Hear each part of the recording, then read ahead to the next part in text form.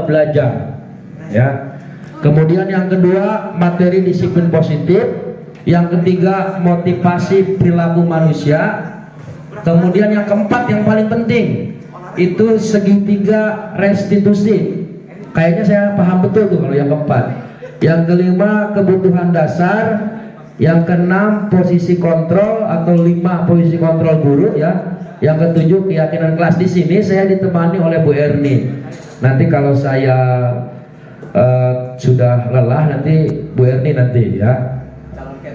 Nah, kemudian kita langsung saja Bu Erni, ya. Durasinya harus 1 jam, tapi gimana caranya lah kita seolah-olah 1 jam. Silahkan di sini nih, Bapak Ibu. Coba kita lihat ke sini nih. Aduh, semuanya ya. Saya memang tidak ada honornya ini karena memang di sini perubahan paradigma belajar. Di sini ada kasus, ya, bukan kasus, narasi yang memang coba kita pecahkan bersama. Di sini Anda adalah A. Tugas Anda adalah mengepalkan salah satu tangan Anda. Merep. Coba Anda bayangkan bahwa Anda menyimpan sesuatu yang sangat berharga di jero perut, di dalam kepalan tangan Anda. Anda perlu menjaga benda tersebut sekuat tenaga Anda karena begitu pentingnya untuk kehidupan Anda. Bayangkan kita sedang memegang sesuatu. Tugas rekan B adalah mencoba dengan segala cara untuk membuka kepalan tangan Anda. Teman Anda B boleh memujuk, coba sih buka kepalanya. Boleh menghardik, memaksa, ayo buka, atau digodalah supaya ngebuka. Apa sih dalamnya itu? Apa sih, coba sih buka. Bahkan menawari Anda, coba kalau dibuka saya kasih uang. Buka sih, buka kepalanya. Nah, kira-kira kebuka nggak kepalan tangannya itu? Kebuka nggak kira-kira? Enggak ya? Ada yang bilang kebuka, ada yang bilang enggak. Baru ada yang bilang enggak nih. Tergantung yang merayunya, ya. Tapi tadi Pak Yondri bilang nggak bisa, karena saya punya prinsip bahwa ini barang berharga milik saya nggak boleh diperlihatkan kepada orang lain, misalnya. Kira-kira bisa membuka atau tidak kalau ini di posisi kita? Dirayu, nggak bisa, ya. Berarti solusinya atau kesimpulannya apa tuh kira-kira? Berarti yang bisa mengontrol diri kita sendiri ya hanya, nah ini ya, ini. Jadi siapa sesungguhnya yang memegang kontrol, yang menutup kepalan tangan atau yang berusaha dengan segala cara untuk membuka kepalan tangan tadi, rekannya? Apakah orang lain, apa diri kita yang bisa mengontrol? Kira-kira diri sendiri, ya. Jadi sebetulnya kesimpulan dari kasus tadi, kesimpulannya tidak ada satu orang pun yang bisa mengatur diri kita sendiri kecuali diri kita sendiri, ya. Nah, ini ada kaitannya dengan materi perubahan paradigma yang diluncurkan oleh William Glasser kalau tidak salah berarti, ya. Nih, ya. Ini sebelum ke sana, di sini coba Bapak dan Ibu kira-kira coba jawab. Ini fakta atau ilusi? Yang pertama, guru mengontrol murid. Fakta apa ilusi? Fakta. Yang benar sih fakta. Yang jawab fakta berapa orang? Guru mengontrol. Emang kita bisa mengontrol murid sekelas? Bisa nggak? Bisa. Tidak bisa. Tapi kalau saya nggak bisa nih, ya, mengontrol murid sekelas, mengatur irama murid sekelas, bisa nggak kita mengontrol? Ya, ilusi, ya. Nanti jawabannya ada di diri kita masing-masing. Jadi saya tidak memaksa jawabannya mau fakta atau ilusi, ini hanya pertanyaan saja. Kemudian yang kedua, semua penguatan positif efektif dan bermanfaat. Fakta apa? Ilusi. Jadi guru, jadi murid yang peserta didik yang diberi penguatan positif di alam itu bisa positif juga. Fakta apa ilusi? Fakta, ya. Ya benar. Kemudian yang ketiga, kritik. dan membuat orang merasa bersalah dapat menguatkan karakter. Fakta apa ilusi? Ilusi. Kemudian orang dewasa memiliki hak untuk memaksa. Ilusi. Yang fakta yang mana, Pak Luis? Nomor 2, semua penguatan positif efektif ya. Itu. Tapi sebenarnya menurut William Glasser ini semuanya ilusi. Semuanya ya. Kenapa? Kita lanjut ke materi berikutnya. Di sini ada perubahan paradigma belajar yang merupakan perubahan dari stimulus respon menjadi teori kontrol ya, yang dicetuskan oleh William Glasser. Apa maksudnya? Langsung PR nih ya. Yang awalnya stimulus respon yang belah kiri, yang belah kanan itu teori kontrol. Jadi perubahan paradigma itu maksudnya ini. Yang pertama, realitas kebutuhan kita sama, ternyata kebutuhan kita berbeda. Kemudian yang kedua, semua orang melihat hal yang sama, setiap orang memiliki gambaran yang berbeda. Jadi perubahan ya. Kita mencoba mengubah orang agar berpandangan sama dengan kita. Kita berusaha sekarang jangan mencoba mengubah orang, tapi kita berusaha memahami pandangan orang lain tentang dunia. Jadi jangan memaksakan orang itu ingin seperti kita ya. Kemudian yang berikutnya, perilaku buruk dapat dilihat sebagai suatu kesalahan ya. Budak Pak. Langsung praktek ya, Ya.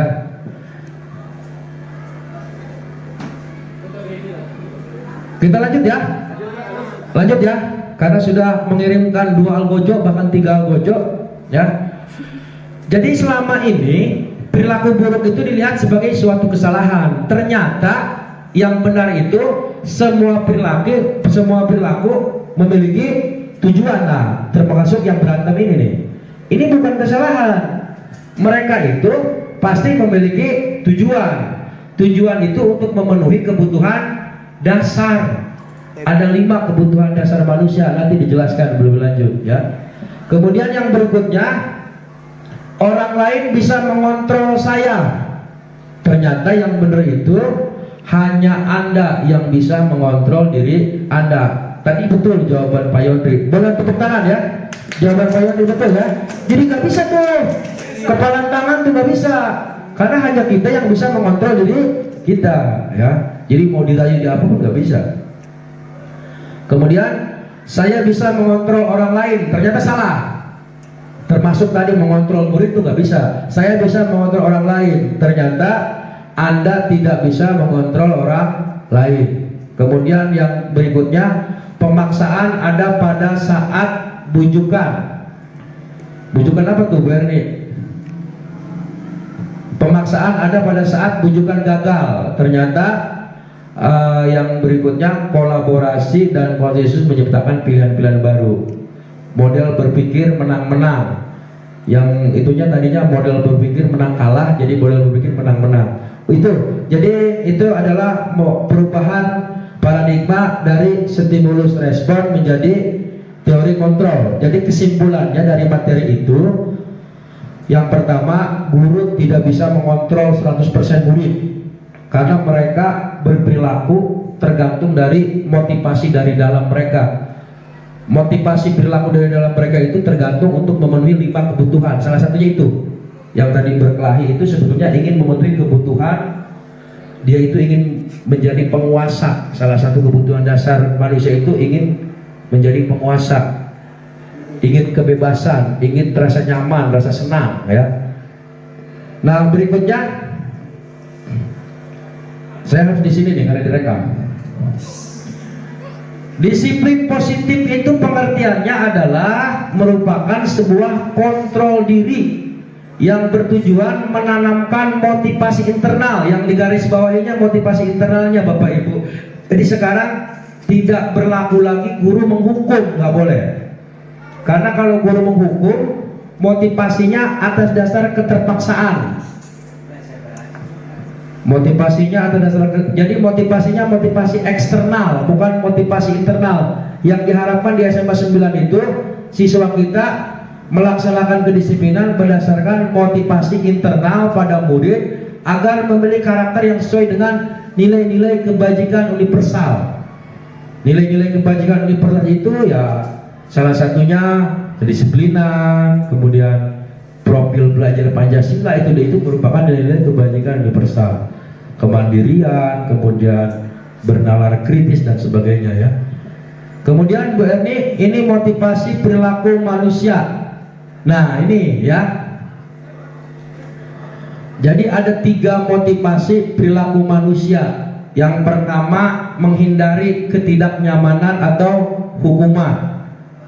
Yang pertama ya, karena memang semua dari kita juga sebetulnya upaya aktivitas kita itu menghindari ketidaknyamanan. Contohnya rapat di sini kan, kalau tadi tidak dikasih snack ya, gak nyaman kita ya.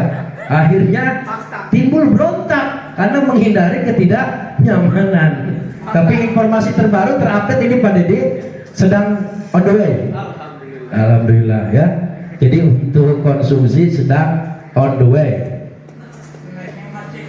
Tapi untuk snack itu gak ada itu Pak. Air minum? Air minum galon. Yang kedua, motivasi siswa nih, kita ke siswa aja dulu. Yang pertama, menghindari ketidaknyamanan, jelas. Bukan hanya siswa, kita pun sama. Yang kedua, mendapatkan imbalan atau penghargaan dari orang lain. Rata-rata tergeraknya perilaku manusia mendapatkan imbalan, jelas. Kita semua juga mengajar di sini kan digaji. Kalau nggak digaji nggak mungkin juga kita. Ini ya, berarti benar nih 3 motivasi perilaku manusia. Yang ketiga, menjadi orang yang mereka inginkan dan menghargai diri sendiri dengan nilai yang mereka percaya. Ini tujuan kita yang kita tuju itu yang nomor 3. Jadi jangan sampai murid kita ini motivasinya nomor 1 dan nomor 2. Jadi pengennya nomor 3, menjadi orang yang mereka inginkan dan menghargai diri sendiri dengan nilai yang mereka percaya. Jadi timbul motivasi dari dalam, ingin menjadi manusia yang seutuhnya, manusia segala macam. Mungkin itu. Kemudian selanjutnya, nah ini ya Bapak Ibu, mohon nih untuk coba kita. Saya ingin berbagi di sini nih, ya. Di sini ada videonya nih. Ini video yang saya lakukan sendiri, ya. Jadi kemarin tuh selama libur ada siswa yang saya restitusi, ya. Nih videonya. Connect ke Bu Erni ke salon. Bluetooth Bu. Subscribe. Saya Calon capsek masa depan. Tapi suaranya itu suara siapa? Suara saya lah. Cuman kurang gede ya. Kayak habis skala juga. Kalau mana kok gede sih?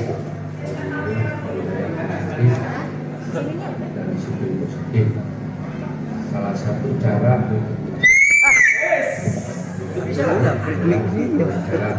Langsung dipotong PR yang itu R. Proses menciptakan batiknya batik pelawari. Nih ya. Jadi saya kemarin mempraktekkan terhadap salah satu siswa. Nah, Mana? kurang gede ya. Suaranya ya.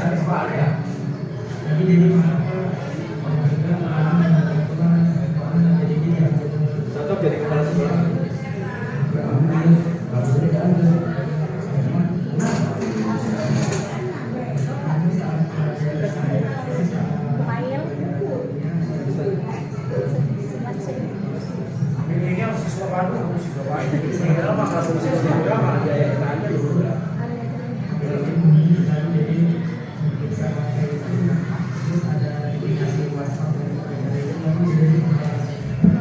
Boleh langsung di skip ya, karena nggak kedengeran ya.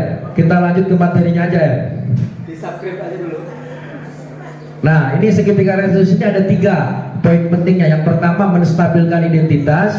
Kemudian validasi tindakan yang salah, menanyakan keyakinan. Saya coba jelaskan nih. Nanti kalau saya salah ada Pak Mulyadi nanti bisa mengkoreksi sebagai ya. Jadi kalau ada siswa melakukan melanggar aturan, itu kita pakai 3 cara ini nih. Ya. Yang pertama, menstabilkan identitas. Menstabilkan identitas itu membuat identitas gagal menjadi identitas sukses. Misalnya orang itu ada siswa misalnya jarang masuk karena kesiangan, ditanya, oh kamu kenapa jarang masuk? Saya kesiangan. Emang tidur jam berapa? Tidurnya jam 12. Guru itu harus begini dulu nih, oh wajar dong kalau tidur jam 12 pasti kesiangan. Bapak juga sering jam 12 malam tuh tidur jam 12 kesiangan. Jadi diawali gitu dulu.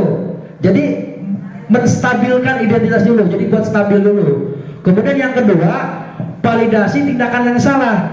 Jadi tindakan mereka salah itu dibuat valid, dibuat seolah-olah benar. Ya, dibuat seolah-olah benar. Jadi misalnya saya tidur misalnya jam 12. Bapak juga dulu pernah tidur jam 12 terus kesiangan. Kamu itu sebetulnya bisa melakukan lebih dari itu. Kamu masih bagus kamu kesiangan bisa sekolah. Kalau Bapak dulu kamu bisa saja kan kalau kesiangan gak ke sekolah. Jadi memvalidkan kesalahan menjadi sebuah kebenaran sementara. Yang kedua, ya, sampai si anak itu mencetuskan sendiri kesalahannya. Oh Pak, saya ternyata salah kalau begini terus. Jadi dengan divalidasi kesalahan menjadi kebenaran, lama-lama si anak itu akan mengakui bahwa dia itu salah melakukan itu. Nah, setelah ada pengakuan kesalahan dan kesadaran, lanjut ke nomor 3, baru kita serang dengan menanyakan keyakinan. Jadi nantilah videonya kita perbesar volumenya, nanti saya masukkan ke YouTube ya, biar bisa dilihat. Jadi langkah yang pertama menstabilkan identitas gagal menjadi identitas sukses, kemudian validasi tindakan yang salah, membuat kesalahan menjadi benar lah, jangan dulu disalahkan. Dia seolah-olah oh wajar dong kamu kesiangan, karena kamu bisa saja kalau kesiangan begitu gak sekolah, kamu masih bagus nih bisa sekolah walaupun kesiangan. Jadi seolah-olah divalidasi dulu kesalahan beliau. Kemudian yang ketiga menanyakan keyakinan. Terus selanjutnya kamu mau seperti apa, gitu ya. Jadi yang ketiga tuh begitu. Terus besok kamu mau seperti apa?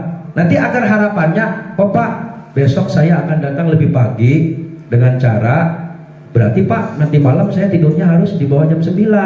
Jadi solusi itu berangkat dari siswa itu sendiri gitu maksudnya. Oh terus kamu besok ngapain kalau udah seperti itu? Nanti ada perbaikannya, ada timbul dari dalam diri. Harapannya resiliensi itu begitu.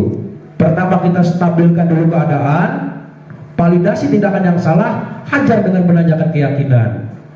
Jadi itu teori yang saya pelajari, mudah-mudahan bisa dipraktekkan.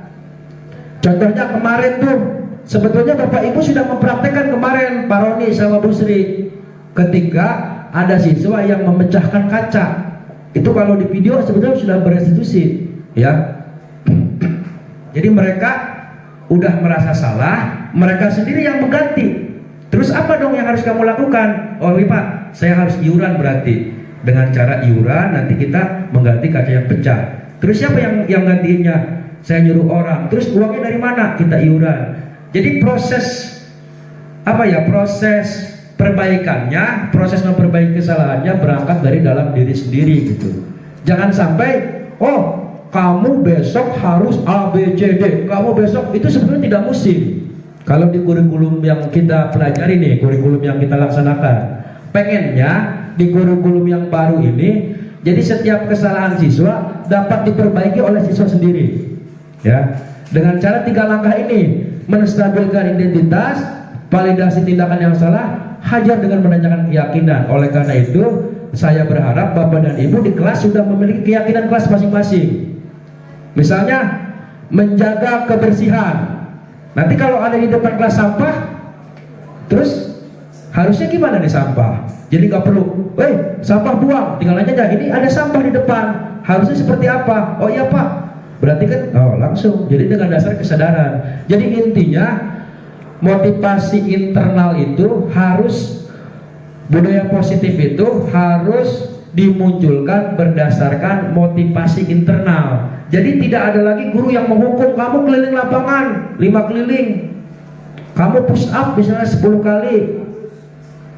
Pengennya gak ada lagi seperti itu. Atau misalnya kamu sudah melanggar aturan sekolah, kamu poinnya dikurangi, poinnya ditambah, poin pelanggarannya 50, tambah lagi poin pelanggarannya. Itu baru sebatas kesepakatan atau peraturan. Tapi kalau sudah keyakinan, kamu seharusnya seperti apa? Nah, nanti timbul dalam diri, oh Pak, harusnya saya tuh itu. Tapi untuk menuju ke sana mungkin ada berbagai macam tahapan ya. Bapak Ibu sendirilah yang lebih paham tahapannya. Kalau saya pribadi memang harus berangkat dari tahapan peraturan dulu, tidak langsung siswa kita itu langsung ke keyakinan sebenarnya. Tapi untuk kasus-kasus tertentu, Bapak dan Ibu bisa mempraktekkan ini ketika menindak siswa. Yang pertama dengan menstabilkan identitas, merubah identitas gagal menjadi identitas sukses, validasi tindakan yang salah, membenarkan kesalahannya sementara sampai mereka mengakui kesalahannya, kemudian menanyakan keyakinan apa yang harus mereka lakukan. Mungkin itu dari saya ya. Nanti materi selanjutnya akan dipaparkan oleh Ibu Erni. Ibu Erni mau es breaking dulu mungkin ya. Silakan Ibu Erni. Es breaking yuk. Tepuk tangan untuk Ibu Erni. Berikan waktu.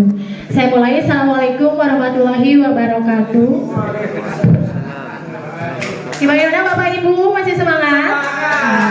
Saya minta tepuk tangan dulu untuk kita semua supaya lebih semangat lagi. Tadi kita sudah bersama-sama membahas tentang budaya positif atau mengupayakan sekolah kita memiliki budaya yang positif. Yang pertama tadi perubahan paradigma belajar yang dari posisi dari teori respon ke teori kontrol. Kemudian yang kedua tentang disiplin positifnya, yang ketiga tentang motivasi perilaku manusia, dan yang terakhir tadi adalah tentang segitiga restitusi. Nanti saya akan melanjutkan 3 materi lagi. Yang pertama tentang kebutuhan dasar manusia. Jadi itulah alasan kenapa nanti siswa itu melakukan pelanggaran. Maka kita harus kaitkan dengan apa yang mereka butuhkan. Selanjutnya saya juga akan membahas tentang posisi kontrol yang ada 5, dan yang terakhir adalah langkah membuat keyakinan kelas. Mudah-mudahan materi ini bisa bermanfaat dan bisa diterapkan di kelas kita masing-masing. Akan tetapi sebelum memulai materi, saya meminta Bapak dan Ibu guru berkenan untuk berdiri terlebih dahulu di samping kursinya masing-masing. Bapak Diki, saya minta Bapak Diki untuk berdiri paling depan. Ayo dong Bapak Diki. Nurut Bapak Diki. Tepuk tangan untuk tadi. Di sini. Bapak Diki di sebelah sini. Siap. Guru yang positif. Ibu Apni berkenan tidak untuk berdiri di depan? Menghadap ke sini Bapak Diki. Menghadap ke sini. Terima kasih ya Bapak Ibu sebelumnya. Mangga Pak Nana untuk diputar videonya. Kita mengikuti gerakan yang ada pada video di sini.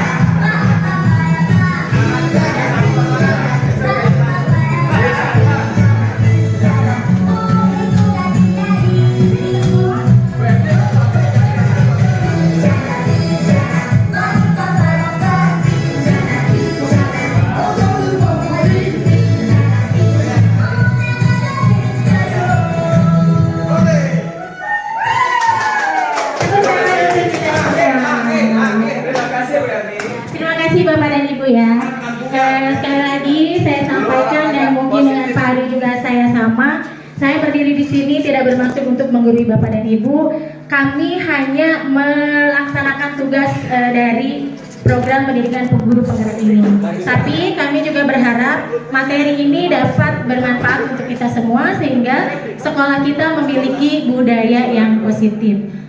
Dilanjutkan Pak Nana punten ke slide yang ini. Panana lagi serius.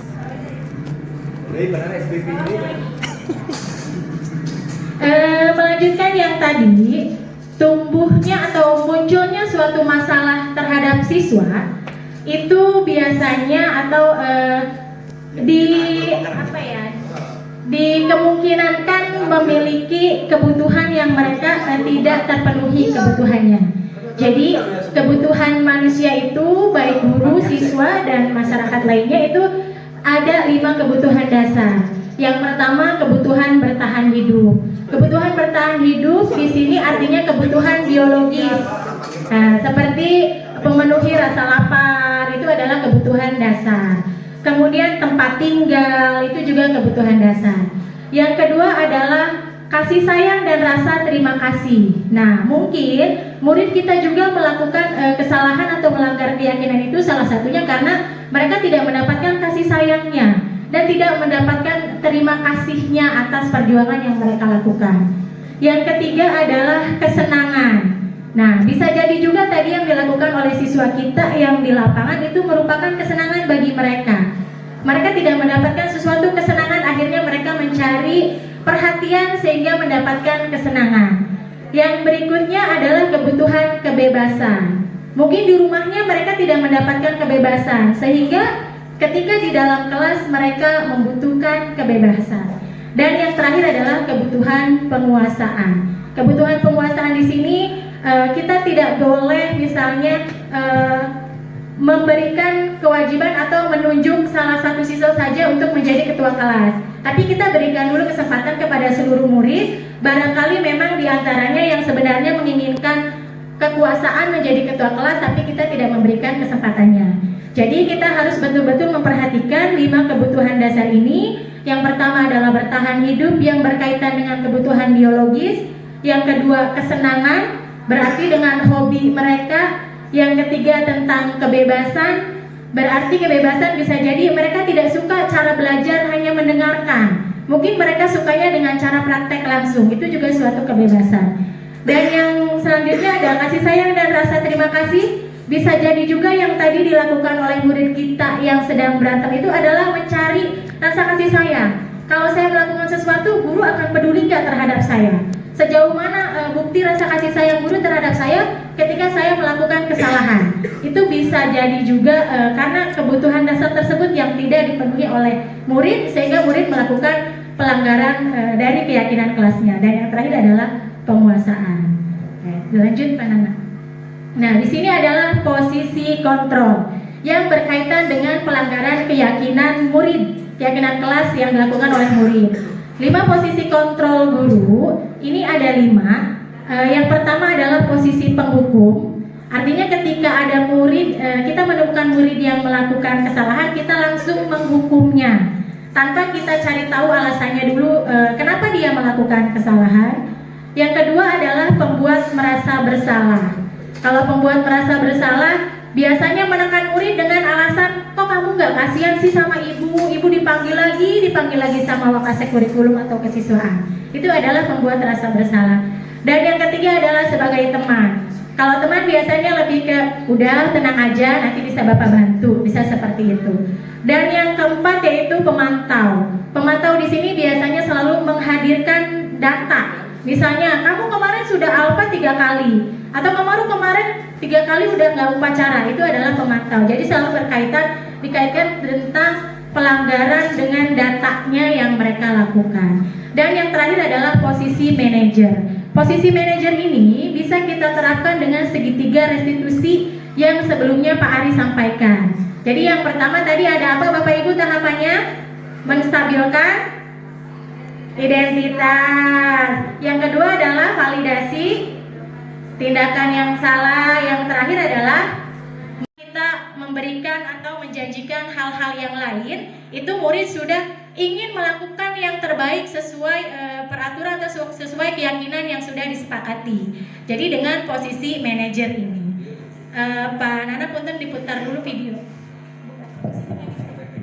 Ada panjang. File. Nah, file, kemudian posisi 5 kontrol di atas. Nah, ya.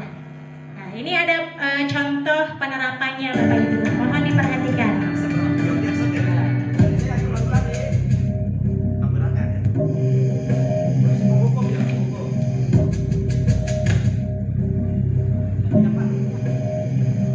Naren, sini kamu. Selamat pagi Bu. Kira-kira siapa yang begini nih? Kamu deh, pasti terlambat. Maaf Bu, saya Apa?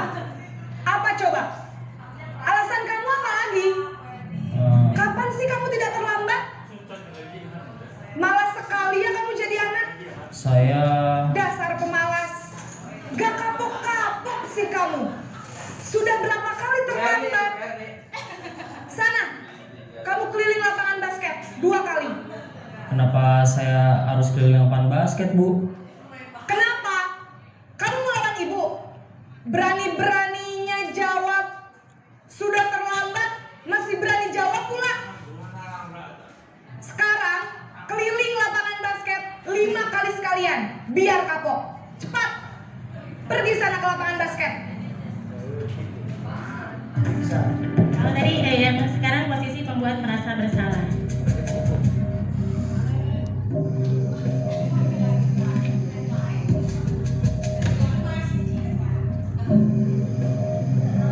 Naren,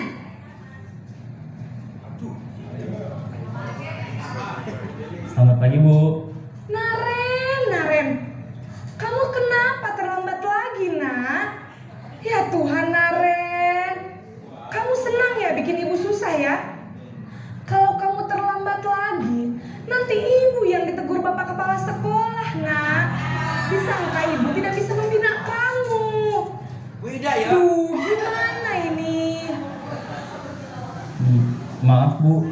Duh, Gusti Naren. Kamu suka ya kalau ibu ditegur bapak kepala sekolah? Terus, sekarang ibu harus tulis apa ini di buku absen? Ini kamu sudah sering terlambat loh. Keliling. Ibu harus apa coba? Di paling itu. Maaf Bu. Maaf sekali. Ya sudah, lain kali jangan bikin ibu susah lagi ya nak ya. Ibu tidak akan kuat lagi kalau kamu begini terus. Bisa jantungan kalau ibu ditegur bapak kepala sekolah. Sana cepat ke kelas. Maaf ya Bu. Maaf sekali. Posisi pembuat rasa bersalah berbicara dengan nada tenang.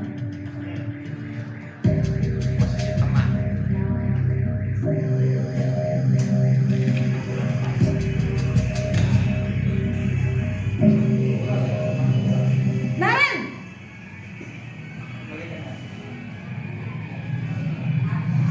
Selamat pagi Bu. wah sudah jam berapa ini nak? Terlambat lagi ya saya. Tarois. Iya Bu. Habis Tarois. ibu saya lupa bangunkan saya Bu. Kamu malah menyalahkan ibu kamu. Kamu bukannya anak yang larinya paling kencang. Kok terlambat sih? Iya Bu. Saya memang terlambat bangun tadi. Jadi biarpun saya lari kencang, tetap gak kekejar Bu. Ya sudah sana. Nanti lain kali larinya lebih kencang lagi ya. Biar gak terlambat lagi. Bikin seneng ibu. Demi ibu. Bisa kan? Bisa lah Bu. Ya sudah sana masuk kelas. Ibu beresin urusan absen kamu. Kamu ini ada-ada saja.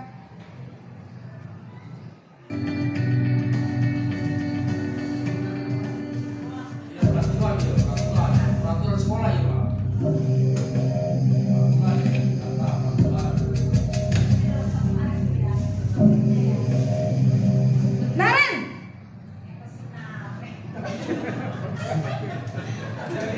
Selamat pagi Bu. Naren, apa peraturan sekolah kita tentang jam berapa kita harus masuk sekolah, nak?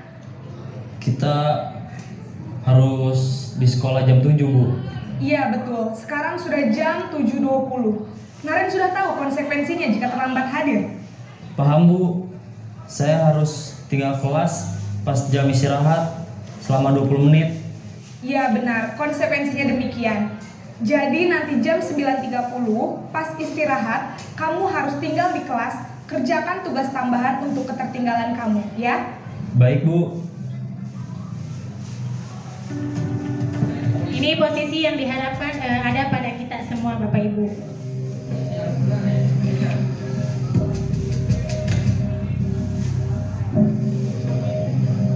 Naren,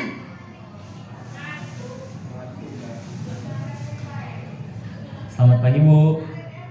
selamat pagi Naren. Maaf, Bu. Saya terlambat.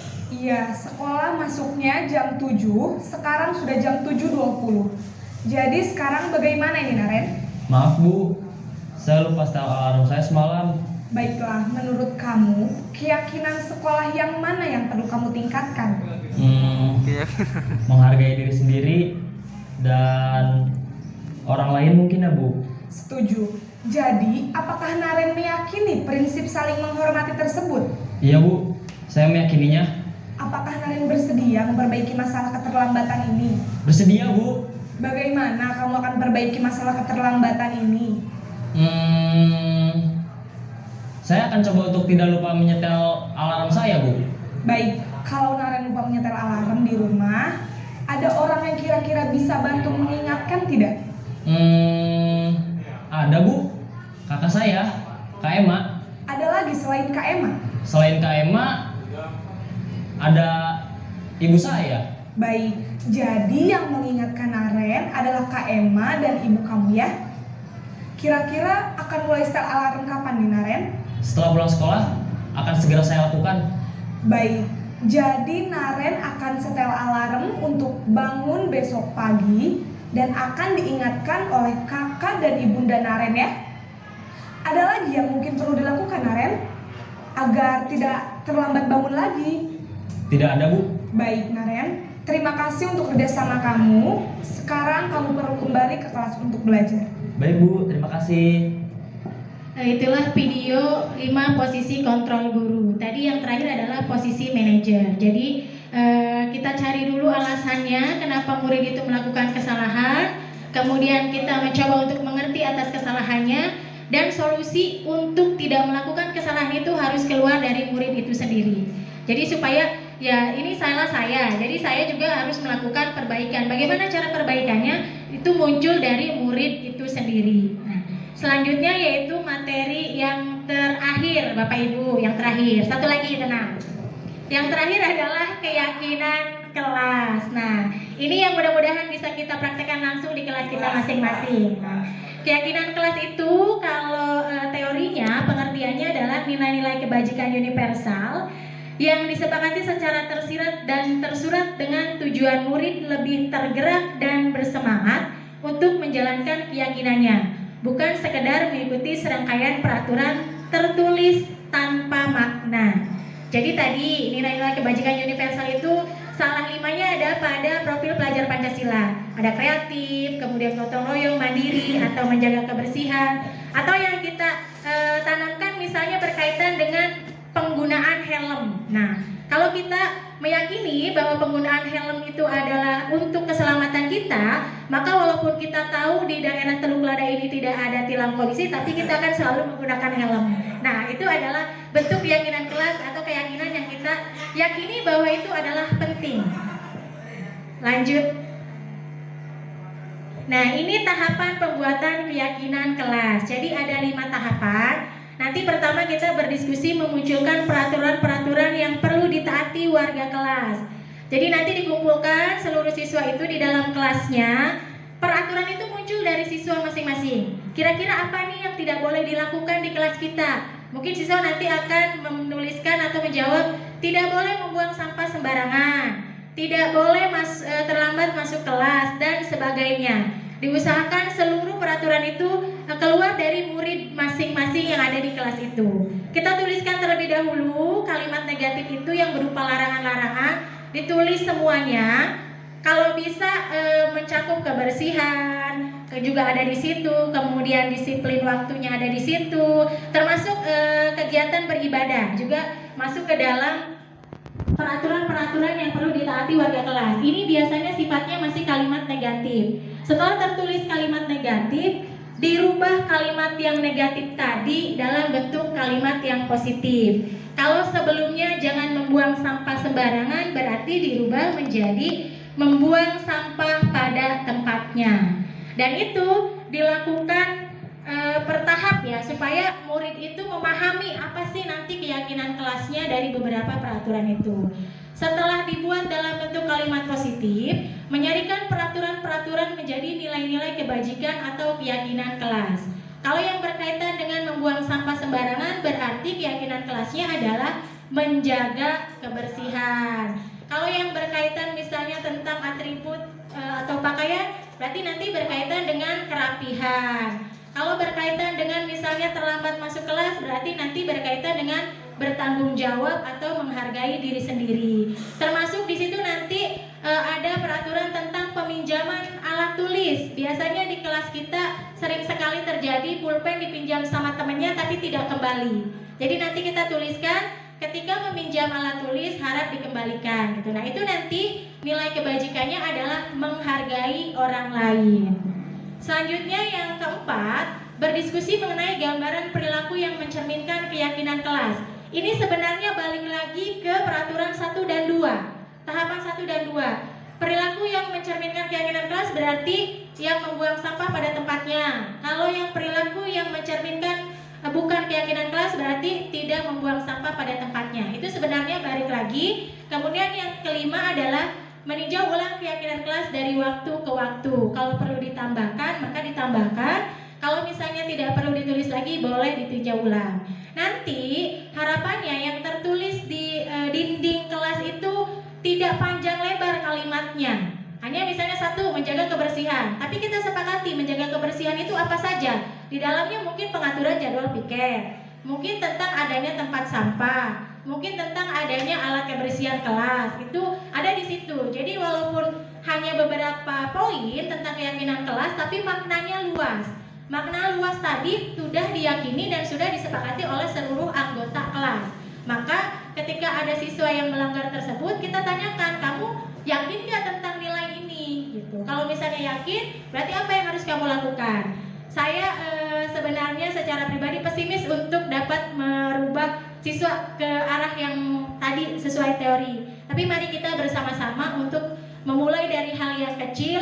Seluruh guru yang ada di sini dengan secara bersamaan mudah-mudahan keyakinan kelas tadi bisa tertanam dalam diri murid dan sekolah kita memiliki budaya yang positif.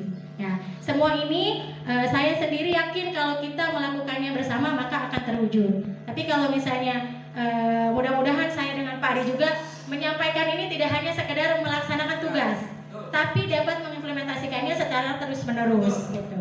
Dan mudah-mudahan teman-teman juga mengikuti untuk pendidikan guru penggerak supaya lebih bertambah lagi rekan untuk berdiskusinya. Ya. Itu saja materi tentang budaya positif yang kami sampaikan. Barangkali ada yang perlu didiskusikan, Pak Ari? Boleh, silakan kalau ada yang ditanyakan. Kalau ada yang perlu didiskusikan, enggak ya? Aku tadi video ya kasih Roisa. Baik, terima kasih. Sangat luar biasa ya Pak Ari dengan Bu Erni sudah berusaha untuk memberikan sebuah cakrawala baru, pemikiran baru tentang bagaimana guru penggerak itu mengimplementasikan ilmu-ilmunya yang sudah dipelajari selama hampir 2 bulan mungkin ya. Nah, pada saat ini kita sudah sampai pada tahapan pembuatan keyakinan kelas. Yang menjadi pikiran saya yang tadi itu, jadi bagaimana tahu sendiri kan sekolah kita kan sekolah yang sangat luar biasa Pak. Dari segi pemikiran, dari segi akhlak, dari segi perilaku, dari segi elemen kelulusan nanti bagaimana, dari segi orang tua, dari segi teman sebaya dan yang lain. Nah, kira-kira apa sih yang Bu Erni dan Pak Ari implementasikan terhadap permasalahan-permasalahan yang ada di sekolah kita, sehingga kita mempunyai sebuah efek ataupun mempunyai dampak yang bisa kita rasakan dari program guru penggerak ini terhadap masalah-masalah yang kita hadapi di sekolah kita. baik dengan cara penanganan kasus, dengan cara manajerial, dengan cara punishment, dengan cara hukuman, atau dengan cara yang lebih elegan lah kalau bahasa seperti itu. Seperti itu Pak Ari. Terima kasih. Wassalamualaikum warahmatullahi wabarakatuh. Kita berikan tepuk tangan dulu untuk para Rois yang sudah memberikan pertanyaan yang sangat luar biasa. Saya mencoba menjawab dulu ya Pak Ari. Nanti saya mencoba menjawab, nanti pasti Pak Ari menambahkan atau nanti dari Bapak Mulyadi selaku pengajar praktik yang pasti akan menambahkan lebih sempurna lagi. Tadi kalau saya garis bawahi pertanyaannya adalah apa sih dampaknya kita tuh ngikutin pendidikan guru penggerak Pak ya? Nah dampaknya apa gitu? Kalau yang saya dapatkan dampaknya yang pertama tentunya menambah pengetahuan. Ya, menambah pengetahuan. Dari pengetahuan itu kita mendapatkan teman di kelompok yang saya rasa bisa saling membangkitkan motivasi. Ya, jadi karena kadang melihat teman kok ini mah aktif kok saya mah enggak, kok ini gitu. Kok ternyata saya banyak sekali kekurangannya setelah saya bergabung dengan teman-teman yang dalam satu kelompok gitu. Yang kedua, yang ketiga, kita harus yakin Pak dan kita harus punya motivasi. Walaupun dengan minim pengetahuan tapi kita bisa melakukan perubahan. Kalau saya garis bawahi yang penting kita mau dulu. Kita mau enggak ini memperhatikan murid kita? Itu aja dulu. Kalau misalnya kita punya segudang ilmu tapi kita tidak mau melakukan perubahan dengan menerapkannya, saya rasa itu hanya sebuah ilusi ya. Jadi kayak hanya buku yang tertumpuk saja gitu. Tapi kalau kita punya satu statement kalimat, tapi kita mau melakukannya secara nyata atau aksi nyata, saya yakin apalagi dengan sejumlah guru yang sangat luar biasa dengan background pendidikan dan pengalaman yang sangat luar biasa ini pasti bisa merubah. Saya sangat yakin Pak. Tapi catatannya dari kita sendiri dulu mau melakukan. Dan ketika misalnya ada teman kita atau rekan kita sedang ada di posisi paling rendah motivasi untuk melakukannya, mari kita ajak bersama. Kita ajak bersama untuk membangkitkan lagi motivasinya dan meyakini bahwa kesemua ini bisa kita lakukan gitu untuk menjadikan sekolah kita memiliki budaya yang positif. Termasuk tadi yang Pak Rois sampaikan dengan keadaan murid, dengan keadaan orang tua dan background lingkungan.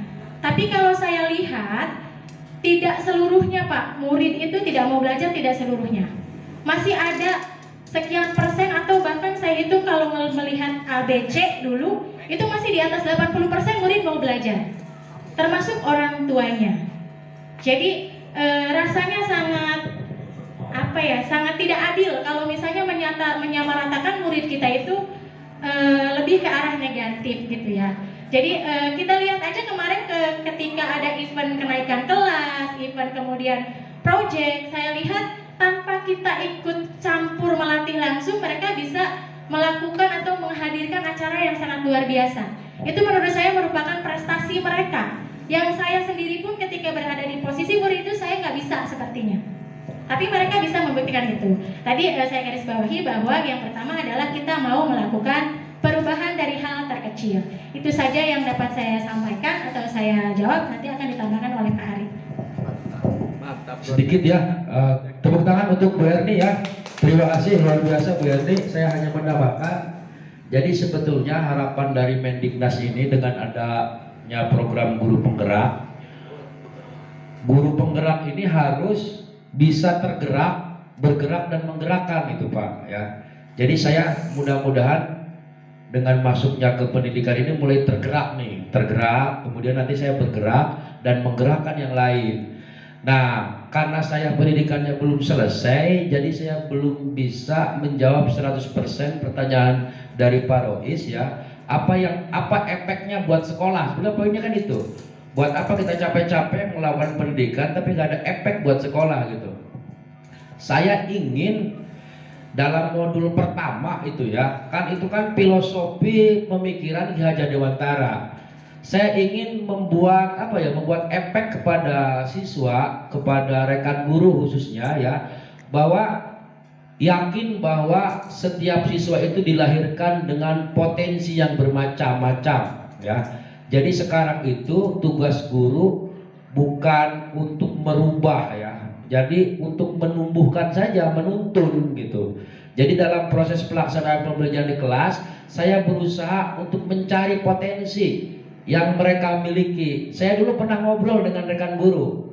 Kenapa sih banyak orang yang dulu berprestasi di kelas, tapi ketika lulus di masyarakat kalah sama murid yang memang tidak berprestasi? Nah, itu adalah bukti bahwa setiap siswa itu memiliki bakat dan potensi masing-masing. Jadi bisa saja mungkin waktu mereka sekolah, karena kita terus mencari kognitif, nilai kognitif, mereka itu tidak berprestasi dalam sisi kognitif. Mungkin bakat mereka tuh dalam sisi yang lain. Nah, dicari tuh bakatnya. Oh, berarti si ini tuh sebetulnya bakatnya misalnya dia dari seni, atau dia tuh pengennya praktek saja. Kalau suruh kerjain soal nggak bisa. Karena guru menilainya terhadap hasil ulangan saja, jadi mereka itu di kelas nggak bakal punya prestasi. Karena kita patokannya hanya menilai kognitif pengetahuan. Makanya kita praktekkan nanti di kelas. Menilai siswa itu jangan dari satu sisi kognitif, tapi dari sisi keterampilan, dari sisi sosial gitu ya. Jadi seperti itu. Jadi efeknya itu. Jadi mungkin kita berubahlah ngajar di kelas. Yang tadinya kita mementingkan pencapaian kognitif, tapi sekarang kita mulai untuk mencari nih potensi-potensi. Dia nggak senang nih belajar logaritma, mungkin senangnya belajar apa kalau matematik. Jadi kita coba yang awalnya dulu, yang apa. Atau cara belajarnya, guru-guru juga di sini kalau mendengerin terus kan bete. Tapi kalau putar video tadi kan asik gitu kan, bisa saja. Jadi itu efeknya mungkin Pak Rois. Ada poin perubahan dalam proses KBM di kelas. Yang tadinya kita belajar searah, mungkin kita coba untuk melakukan pembelajaran yang berpihak pada peserta didik. Kemudian yang kedua, modul yang kedua ini disiplin positif ya, di 1.4. Mungkin kalau dulu saya ada siswa yang melanggar, langsung saya hukum. Terlambat kamu ya, hukum. Atau ini berdasarkan peraturan sekolah kamu terlambat. Terus kalau terlambat konsekuensinya apa? Pak, saya harus ya udah laksanakan. Atau ngerangkum nih, besok harus buat resume ya kamu. Mungkin dulu gitu. Kalau sekarang kan kita mulai di posisi manajer. Walaupun kita bukan pemimpin sebuah perusahaan, tapi kita sebagai manajer. Ketika ada anak yang melanggar aturan, kamu kenapa sih datang terlambat? Oh, ini alarmnya kesiangan. Terus apa yang harus bisa kamu lakukan? Ini Pak, nanti kan gini. Jadi solusinya berasal dari siswa sendiri. Bukan kita, kamu harus. Itu salah. Tapi apa yang harus kamu lakukan ke depannya? Mudah-mudahan kita bisa melakukan itu. Mudah-mudahan cocok diterapkan di SMA Negeri 9 Pandeglang yang muridnya luar biasa. Ya, terima kasih. Jadi efeknya itu, saya berusaha bergerak dulu, kemudian saya bergerak, nanti menggerakkan rekan-rekan nih. Mudah-mudahan kita semua bisa nih. Atau mungkin ada masukan-masukan lain dari teman. Menggerakkan itu bukan berarti saya yang menarik semua Bapak Ibu, tidak. Tapi kita saling tarik menarik nanti di sana. Bisa saja nanti saya yang salah. Oh begini Pak Ari loh, begini loh. Kita berkolaborasi. Jadi di program guru penggerak itu bukan berkompetisi, bukan berlomba, tapi kita berkolaborasi, kita bekerja sama. Poin pentingnya itu mungkin yang diinginkan oleh Mas Nadiem Makarim ya. Mungkin itu. Terima kasih. Cukup mungkin ya Bu Erni? Ya, cukup ya? Atau ya silakan ini Bu, saya kembalikan ke Bu Erni. Kita tepuk tangan dulu untuk Pak Ari. Barangkali ada dari Pak Mul mau menambahkan? Oh, Pak Ion dulu.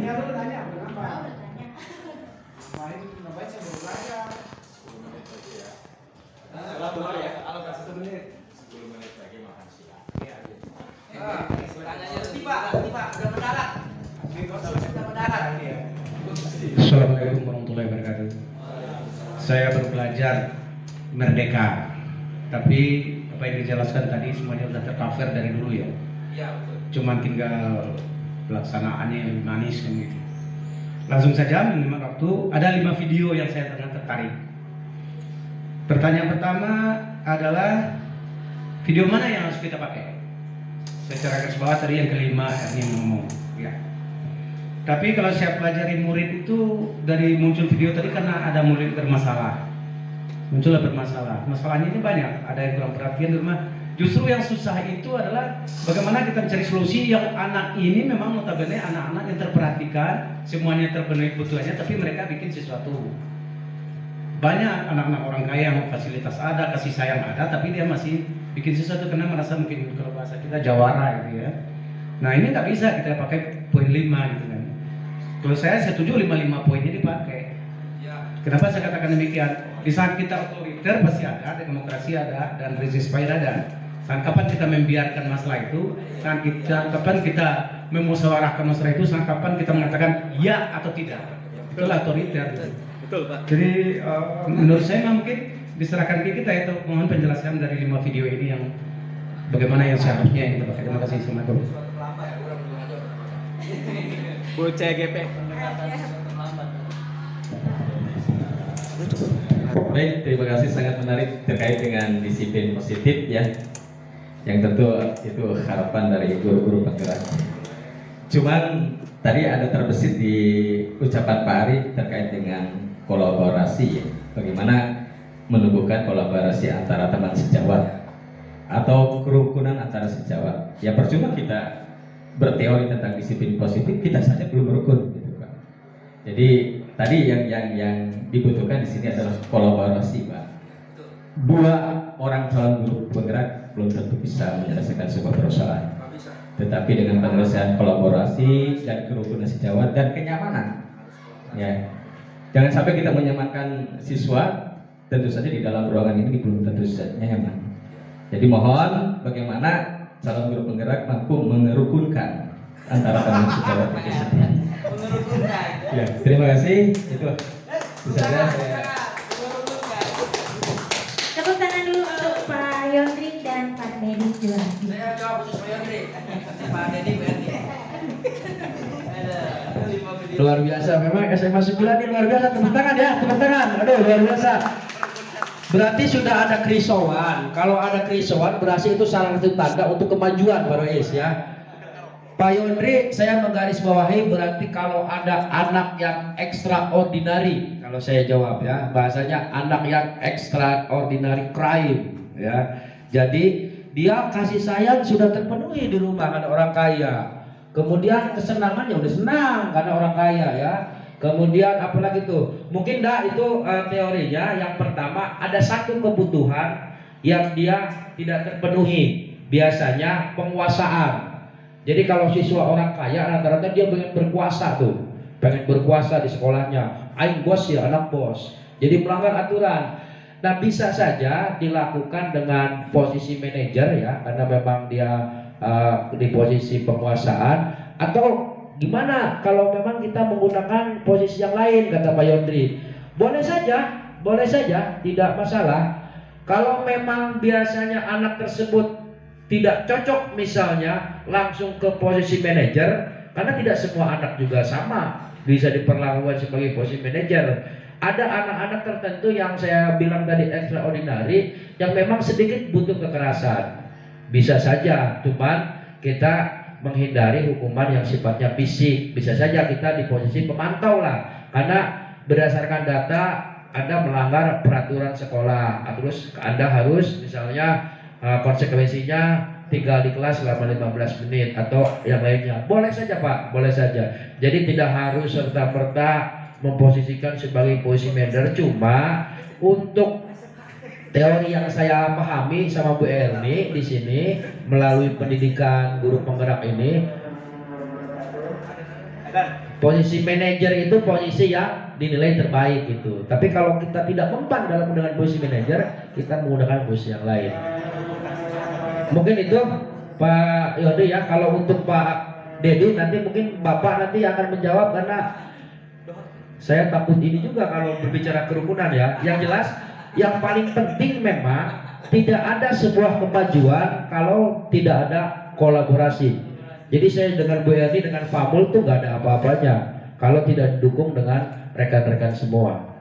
Saya hanyalah orang yang tukang main misalnya, gak bisa apa-apa saya. Bu Erni juga kadang-kadang agak ngalen, Famul juga sama. Kalau kita hanya 3 orang gak bakal mungkin. Harus dibantu oleh semua rekan guru. Tadi kolaborasi penting. Nanti untuk menumbuhkan kerukunan, Belum ya, belum ajar ya. Untuk menumbuhkan kerukunan nanti mungkin Pak Kepala bisa menambahkan. Mungkin itu saja dari saya. Bu Erni mau menambahkan? Oh, Bu Erni, ya silakan Bu Erni mau menambahkan. Sebelum ke Bapak Kepala yang menjawab, saya mencoba menjawab dari hasil pembelajaran yang kami dapatkan Pak Arya. Pak, tolong dibuka paradigma perubahan belajar. Sambil menunggu azan. Senek. Yang PowerPoint, Kalau ada turun. PowerPoint lagi. Kalau ada makan baru berpindah. Video ada kan bos video. Yang paradigma perubahan belajar yang tabel. Terus.